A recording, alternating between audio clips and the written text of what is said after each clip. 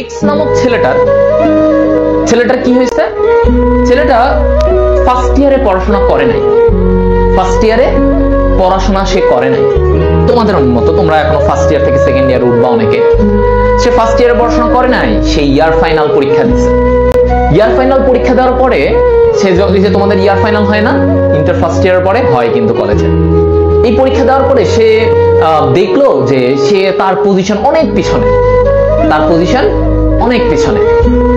এখন তার কলেজের যে স্যার ম্যাডামরা ছিল, তার কলেজের স্যার ম্যাডামরা তাকে নিয়ে অনেক কথা শোনাইতো যে ছেলেটা এসএসসিতে ভালো ফলাফল করলো, করার পরে হচ্ছে যে সে এখন বোর্ড পরীক্ষা মানে ইয়ার ফাইনাল পরীক্ষা এত খারাপ ফলাফল, স্যাররা খুব অসন্তুষ্ট।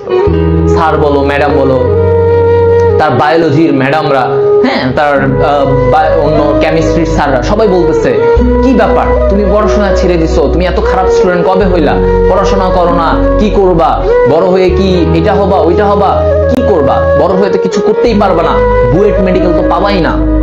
তাকে নিয়ে অনেক কথা, অনেক কিছু শুরু হয়ে গেল।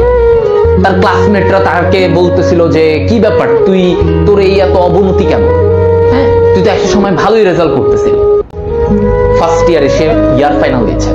তো তুমি চিন্তা করো এই বয়সটা না এতগুলা কথা শোনার মতো ধৈর্য খুব কম মানুষের থাকে, তাই না? এতগুলা টিচার বলতেছে, বাবা মা বলতেছে, তার ফ্রেন্ডরা পর্যন্ত বলতেছে কি ব্যাপার তুই এরকম অবস্থা কেন, এই খারাপ রেজাল্ট, এই সেই অনেক কিছু বলতেছে। এখন ছেলেটা খুব কষ্ট নিয়ে ছুটিতে আসছে বাসায়। ছেলেটা মেসে থাকতো, ছুটিতে আসছে বাসায়। ছুটিতে আসার পরে তাকে হচ্ছে মানে তার বাবা মা, তারপরে তার তার আত্মীয় স্বজন জানছে, তার মামা খালা তারা সবাই জানছে। তারা জানার পরে না তাকে আবার বাসায় আসছে, কি পড়াশোনা করো না, এটা করো না, তুমি খারাপ ছেলে হয়ে যাচ্ছ, অনেক কথা। তো ছেলেটা পরে চিন্তা করলো ছুটির পরে ইয়ার ফাইনাল পরীক্ষার পরে যে ছুটিটা পেয়েছিল, সেই ছুটির পরে সে চিন্তা করলো এবার সে কলেজে গিয়ে অনেক পড়াশোনা করবে, সে সবাইকে চমকায় দিতে চায়, ঠিক আছে, চমকায় দিতে চাইবে। এখন